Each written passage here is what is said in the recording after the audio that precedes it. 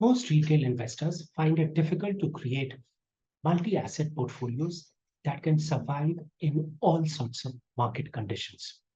Many even find it difficult to do the annual rebalancing that is required to maintain such portfolios. If you are a conservative investor who will be satisfied with returns that are somewhere between those of fixed income and equities, but want to avoid the high volatility that comes with investing in a pure equity portfolio, consider investing in a multi-asset fund. Dinesh Balachandran, fund manager at SBI Mutual Fund, spoke to Business Standard on how multi-asset funds work. If you want to learn more about whether this category is suited for you, do watch this interview. Good morning, Mr. Balachandran, and thank you for joining our show. Let us begin by discussing what is a multi-asset fund. In which asset classes does your fund invest in? Yeah. Good morning, Sanjay. Thanks for having me. So when I think about the multi-asset fund, it is a fund that has allocation to multiple asset classes, namely equity, fixed income, and gold. So it comes in the category of multi-asset to differentiate it from other hybrid schemes. The idea is that exposure to each of these asset classes is an important factor in determining risk and return. So having a combination of equity, fixed income, and gold can really sort of add diversification and enhance returns for a general investor. Could you tell us about your investment approach in this fund? How do you decide on how much to allocate to the different asset classes? Yeah, so we have an internal proprietary framework to decide on allocation to each of these asset classes. The basic principle behind this framework is that of what is commonly known as risk parity.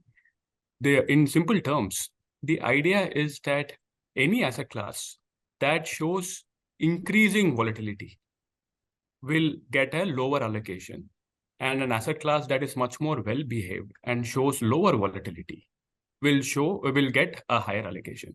So this is one where the allocation is inversely proportional to the risk profile of that particular asset class. And we settled on this framework because when you think about equities you can directly measure using cash flows or earnings. Fixed income, you can easily evaluate based on the interest rate or the yield. Gold is a very different asset class where there is no real cash flow emanating from that particular asset class. So you need a different framework when you have to sort of add gold to the mix.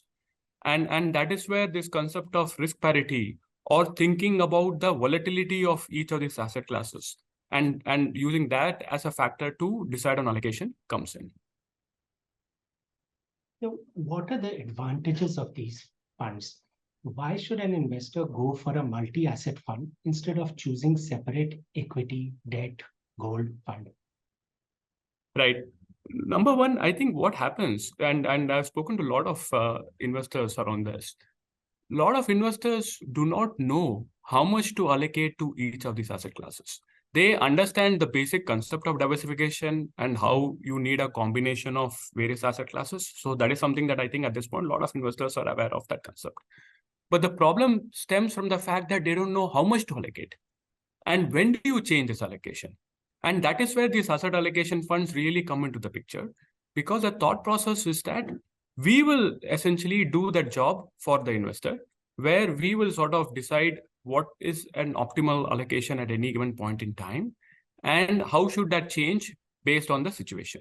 So for an investor, this is essentially what we bring to the table. So you said that asset allocation to different assets will depend on volatility, risk parity. Will that also result in optimal returns from the different categories? Right. Yeah. So the idea is that when a particular asset class is showing increasing signs of volatility, that means that there is some problem in that particular asset class at that given point in time. And so the idea is to then lower your allocation to that particular asset class, because clearly there is some issue or the other. To put it in practical terms, when you think about the last one and a half years in US markets, for example, the bond market has been showing very high signs of volatility because there is something going on there in terms of the interest rate hikes causing a lot of volatility in the fixed income space. So logically speaking, a risk parity approach will say that normally bonds are considered, much more safe and good for a risk averse investor. But in this situation, you actually want lower allocation to bonds because the volatility in that particular asset class has gone up meaningfully. And so that's the way to, in some sense, this risk parity tries to take care of downside risk. Next, let us talk about some of the risks and shortcomings of these funds. What are some of the possible risks and shortcomings in this category? Yeah, it essentially ties into the expectations of the investor. A multi-asset fund is a very good product for most investors, but it should not be confused with a pure equity fund. Now, if someone comes into these funds thinking that they can essentially get returns equivalent to that of pure equity funds over any medium to long-term horizon, I think they are likely to be disappointed because these funds are not meant to deliver those kind of returns. These funds are meant to deliver somewhere between a fixed deposit return and an equity return with a much better risk profile compared to a pure equity fund. So it's not a shortcoming per se, but it's more of the expectations need to be calibrated properly. If someone comes in thinking of this fund as a return maximization product, I think that they can then be disappointed. So essentially, this fund will lag behind pure equity funds when the equity markets are in a bull run. That is likely. Yes. That should be the expectation. Yes. In what kind of market environment do these funds do well? And in what kind of market environment can they underperform? Yeah. So when you think about an environment where there is more uncertainty, where there is less clarity on the growth trajectory, that is a perfect situation for such a fund.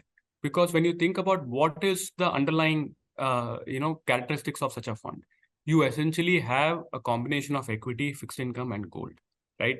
Normally, when growth takes a beating, in general, fixed income tends to do better than equity. So right here, the fact that we have fixed income as well in this fund definitely helps when growth really takes a beating. Now, the other scenario that one has to think about is more of a stagflation-like environment, which is something that we've been seeing actually over the last year or so in different parts of the world, where growth is not great, but inflation is still very high. Now, this is a situation where both equity and fixed income can sort of not do well in such a situation. And that is where the third but important component of gold comes into the picture. Because gold does particularly well in a stagflationary environment. So when you put it all together, when there is more uncertainty around the macro outlook, where the growth situation is not clear, the inflation situation is not clear, these funds will meaningfully outperform in such an environment. Now, in terms of underperformance, again, when you think about a strong growth period where growth is very, very robust, a pure equity fund will meaningfully outperform such a fund in that kind of environment. So that again goes back to the previous question that the expectations need to be calibrated properly for the investor. So over the past 1 year, the return from your fund has been around 12%, I think. So which asset class contributed largely to it? Was it gold? Yeah, it's been a combination of fixed income and gold because, again, when you think about what has been the biggest factor over the last year, it's been one where people had very high growth expectations, and that hasn't really come true. And from that perspective, equities have meaningfully underperformed both fixed income and gold. So the fact that we have these two asset classes in addition to equity has definitely helped the fund over the last 1 year. So which type of investor should go for this fund and who should opt for separate equity, debt, and gold funds? Yeah, to me, the way I think about it, most investors fall into this category where they want returns better than fixed deposits, but they do not like the risk profile of a pure equity fund. Because when you think about the risk profile, what do we mean by risk profile? It means that a pure equity fund in certain situations can give a minus 15%, minus 20% return as well. This is something that we've seen even over the last 3 years. Now, there are many investors who are scared by such a drawdown. And so even if you tell them that equity funds give much better returns over longer time frames, they are inherently uncomfortable with the fact that my investment can go down by 15%, 20% at any given point in time. And for such investors, these funds are perfect, because what we are offering them, as I said earlier, is that we are telling them we are going to give you a combination of equity, fixed income, and gold. And we will also do the job of figuring out how much to allocate to each of these asset classes and when to change allocation to each of these asset classes. And in my opinion, investors who are not like so into markets, who are not thinking about the characteristics of each of these asset classes in minute detail. And my suspicion is that a significant majority of the end consumers or investors would probably fall into that category.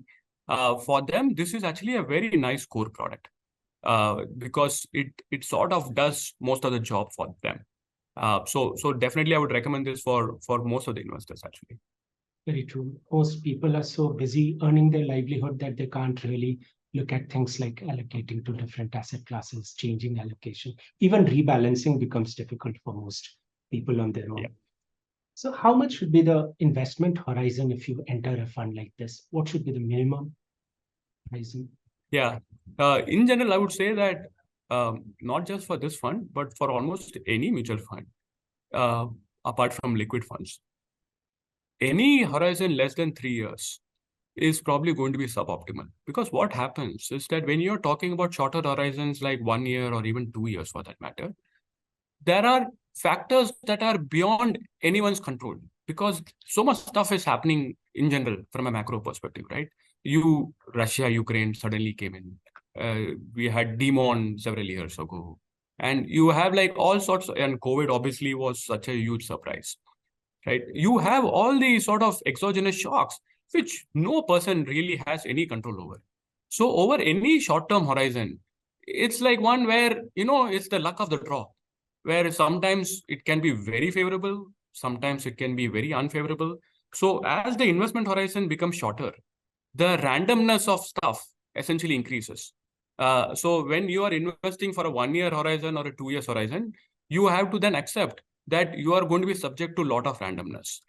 As the investment horizon becomes longer, those randomness, random factors settle down and eventually, start mattering less and less.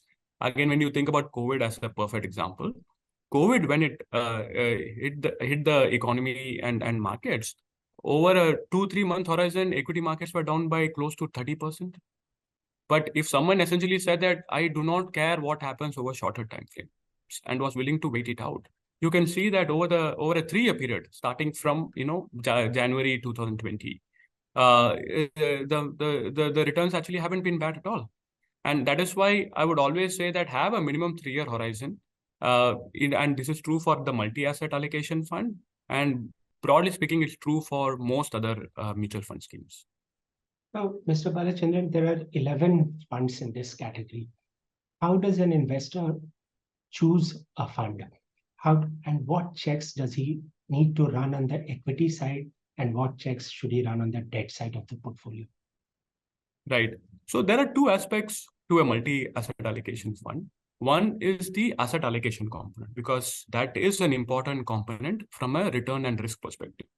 So the question that an investor has to ask themselves is, can I trust this fund house from an asset allocation perspective? In terms of broadly speaking, are they going to do the job of asset allocation in an objective manner or not?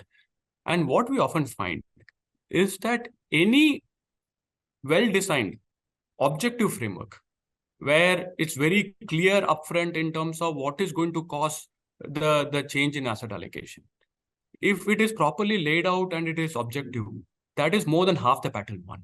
So if someone essentially has an objective framework, I can claim my objective framework is the best. Someone else can claim their objective framework is the best, right? But that is like splitting hairs to some extent, frankly speaking. The point is have an objective framework. So the number one question that an investor has to ask is, does this scheme have an objective framework to think about asset allocation? As long as that is the case, that's a basic check. That's a tick that it can do from a checklist perspective. Then it comes to how are you thinking about the equity component? How are you thinking about the fixed income component? And this is where I think fund houses are going to differ quite a bit, because I might be biased here, but I definitely think that investment research is not a commodity. It sounds simple, but you will see that certain fund houses have done a much better job in terms of security selection and sort of generating extra returns in the equity space. At least what I can claim, and I can say this in a very honest manner, is that our investment research team, we really feel good about our research team. I mean, if you look at the team, you have essentially each analyst must have spent at least 10 years covering their respective sectors. And so that's the lot of knowledge and experience that gets built in. And so that definitely helps from a stock selection perspective.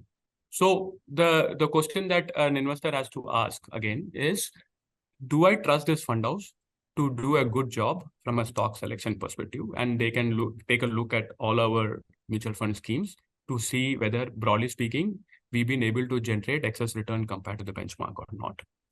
And on the fixed income side, again, the question is, have we successfully navigated the landscape in terms of avoiding blowups, in terms of avoiding very high risk credits where we were not paid adequately for that. This is something that we feel very proud about, that when we look at our fixed income schemes, they've done an excellent job in general of navigating the landscape. And so this is again something that investors need to compare. They need to check across AMCs whether on the fixed income side, the schemes, have they done a good job in general or not. The balanced advantage category is one very big category within the hybrid space.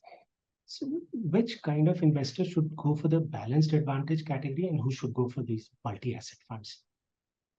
Right.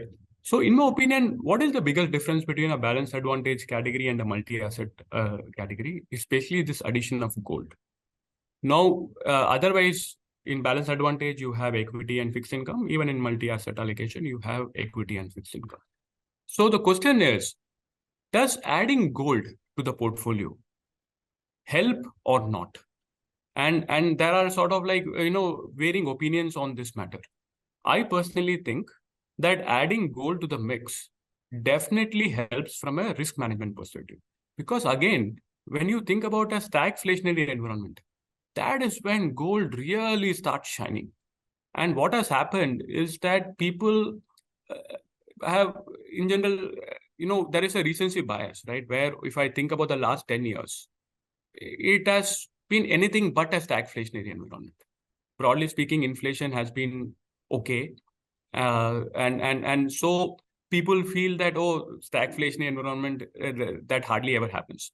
But I somehow suspect that the coming decade can be very different in nature, where, in my opinion, even if growth slows down, it is not necessarily going to bring inflation down. And from that perspective, I would assign a much higher probability of a stagflationary situation at some point down the road. And from that perspective, I think adding gold to the mix definitely helps. So personally speaking, I would say that multi-asset allocation fund at this point actually has an advantage over a balanced advantage fund, in that you're also adding gold to the mix. And I think that is definitely going to help from a risk reward perspective. Now, in the balanced advantage category, the equity debt mix tends to vary more widely, I think. Does it vary as much within the multi-asset fund category also, or is it more stable here? Yeah, it should vary actually in a similar manner. There is no reason why the mix should not vary as much as what we see in a balanced advantage fund. Now, your fund is relatively small in this category. There are funds that are much better. Should AUM size be a criterion for an investor when selecting a fund in this Yeah, category? so when we think about the SBI multi-asset allocation fund, in some sense, this is a less than 5-year-old product, because before that, it was a very different fund with very different characteristics. So after SEBI came out with its sort of categorization, where you have to define there should be only one fund in each category. That is when we repurposed this fund and made it into a multi-asset allocation fund. I think that happened sometime in 2018 or 2019. So this fund, from that perspective, is actually a less than 5-year-old product, the SBI multi-asset allocation fund. And that partly explains why the AUM of this fund is on the lower side. Now, frankly speaking, all else being equal, I actually go for a lower AUM fund. The reason is simple, that if essentially I'm going to be backed by the same investment research team, the same sort of process that each fund house has, everything else is same, but I have a lower AUM to manage, my ability to generate excess returns actually goes up. Because frankly speaking, as the AUM goes up, your investment universe definitely becomes narrower and narrower.